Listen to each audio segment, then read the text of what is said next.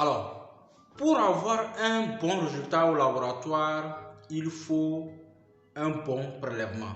Et pour avoir un bon prélèvement, il y a des conditions à respecter avant de venir se faire prélever au laboratoire. Alors bonjour chers amis, bonjour tout le monde. C'est le riche de la biomédicale qui revient encore dans ce numéro pour parler aujourd'hui de quoi? Pour parler des conditions de prélèvement. Pourquoi donc cette vidéo? Parce que nous avons constaté tout simplement que les patients, beaucoup de patients viennent au laboratoire mais ne connaissent pas les conditions dans lesquelles ils doivent être avant de venir se faire prélever au laboratoire. Alors, sans plus tarder, nous allons commencer à vous présenter donc des conditions à respecter en fonction donc des analyses. Nous allons commencer premièrement par des analyses un peu spéciales. Donc, quand on parle de prélèvement spécial, on va parler donc des prélèvements vaginaux, des prélèvements urinaires et autres. Alors, quand on prend des prélèvements vaginaux, quelles sont les conditions de façon générale? Quelles sont des conditions à respecter de façon générale avant de venir se faire prélever?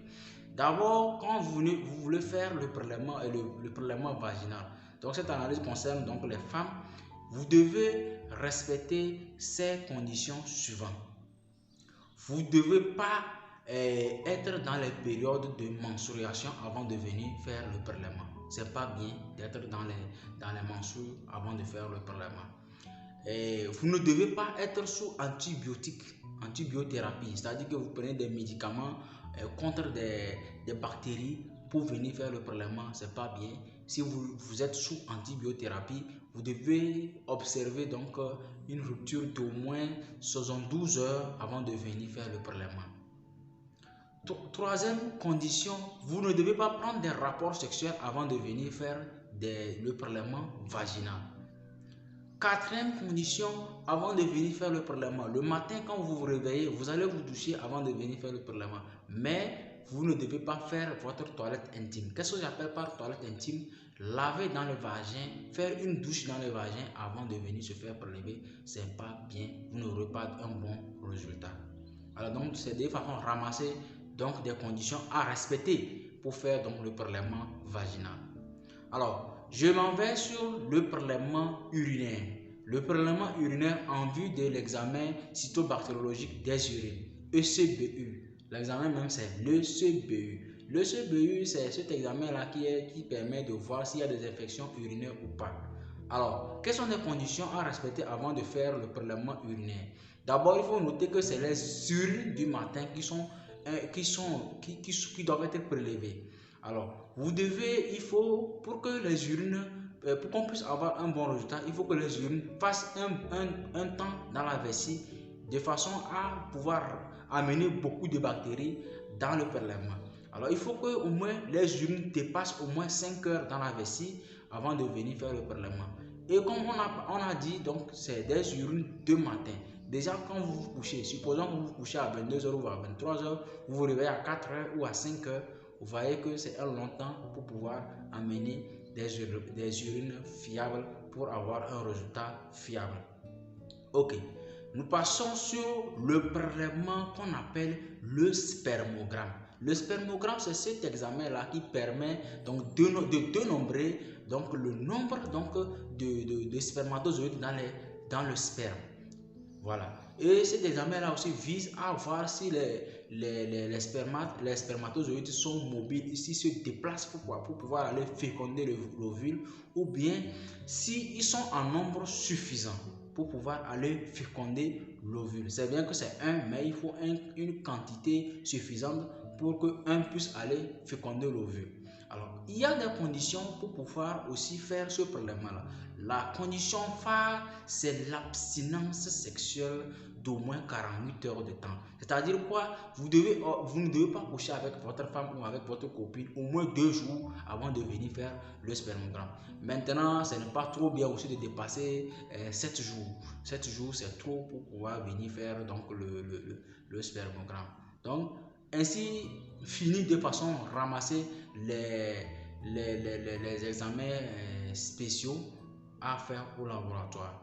Maintenant, l'examen qui est le plus couramment fait au laboratoire, c'est la prise de sang, le prélèvement sanguin. le prélèvement sanguin aussi nécessite aussi donc des conditions pour pouvoir faire le prélèvement en vue d'avoir un résultat fiable. La première condition très importante, c'est d'être à jeun avant de venir faire le prélèvement.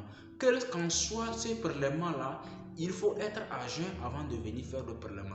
Mais être à jeun est plus primordial, est plus important, est obligatoire pour certaines analyses de sang, comme la recherche et le dosage du sucre dans le sang, qu'on appelle la glycémie, ou bien le dosage des lipides dans le sang. C'est ça qu'on appelle le bilan lipidique. Les analyses sont donc ça peut être donc les cholestérols, ça peut être donc les triglycérides, ça peut être les mauvais, les bons cholestérols et tout ça là qu'on recherche. Il n'est pas bon de manger avant de venir faire le prélèvement. Sinon, de façon générale, il n'est pas bon de manger avant de venir faire le prélèvement. Alors, avant de venir faire le prélèvement, vous fumez, vous êtes un fumeur, vous êtes quelqu'un qui fume. Ce n'est pas bon de fumer avant de venir faire le prélèvement. Alors, on va me poser la question, est-ce qu'il faut boire de l'eau avant de venir faire le prélèvement? Moi, je pense que bon, c'est pas bon. Quand on parle d'être à jeun, il faut aussi d'être à jeun aussi en termes de boire d'eau, mais on ne va pas être trop rigide, on ne va pas être trop rigoureux. Vous pouvez prendre un verre d'eau plat sans ajout, sans ajouter des sucres, sans ajouter des jus, tout ça. Vous prenez un verre d'eau simple. Donc là, au moins, il n'y a pas de soucis avant de venir faire le prélèvement. On va me poser aussi d'autres questions. Est-ce qu'il faut prendre des médicaments? Est-ce qu'on m'a prescrit des médicaments? Il faut prendre des médicaments si on veut prélever le sang? Oui, pour les médicaments aussi, il n'y a pas de souci. Vous pouvez prendre vos médicaments et venir se faire prélever au laboratoire le sang sans souci. Mais il faut savoir qu'il y a aussi des examens, il y a des analyses spéciales à faire et ces analyses-là visent aussi il y a des dosages donc de certains médicaments qui peut aussi agir sur ces analyses-là. Dans ce cas, le médecin même va s'en charger à vous conseiller sur qu'est-ce qu'il faut faire avant de venir faire le prélèvement. Maintenant, mon conseil de façon générale, c'est que lorsqu'on vous demande une analyse, il faut d'abord se rendre au laboratoire, voir le personnel du laboratoire et demander les conseils sur les conditions. Quel qu'en soit le prélèvement, quelle qu'en soit l'analyse qu'on vous demande, il est primordial, il est nécessaire d'aller au laboratoire et de demander conseil, de demander les conseils. Qu'est-ce que je dois faire, qu'est-ce que je ne dois pas manger avant de venir au laboratoire. Cela va vous éviter de venir au laboratoire et que les techniciens de laboratoire vous disent que non, vous n'êtes pas dans les conditions d'être prélevé. Donc, nous avons tenu tout simplement à vous faire ce point sur ces conditions-là parce que c'est très important. Les gens viennent, quelqu'un peut quitter de très loin pour venir en ville pour faire les analyses, mais il vient, on voit que les conditions, il ne respecte pas les conditions. Vous voyez que c'est un peu dérangeant. Alors, donc c'est pour cela il faut informer. L'information peut sauver. Nous devons nous informer. Donc, vous qui avez l'information, il faut partager à vos amis, il faut partager à tous ceux qui sont à côté de vous pour que tout le monde puisse avoir l'information parce que lorsque nous avons l'information, nous pouvons faire de bonnes choses. Alors nous vous invitons donc si vous avez aimé la vidéo à activer la cloche de notification, à liker la vidéo et à s'abonner si vous n'avez pas encore fait parce que cela soutient aussi la chaîne si on like et on s'abonne. Alors, comme je l'ai toujours dit, il faut partager l'information lorsqu'on a l'information. Il ne faut pas garder l'information pour soi. Il faut partager l'information. Alors, on s'attrape. Bonne journée.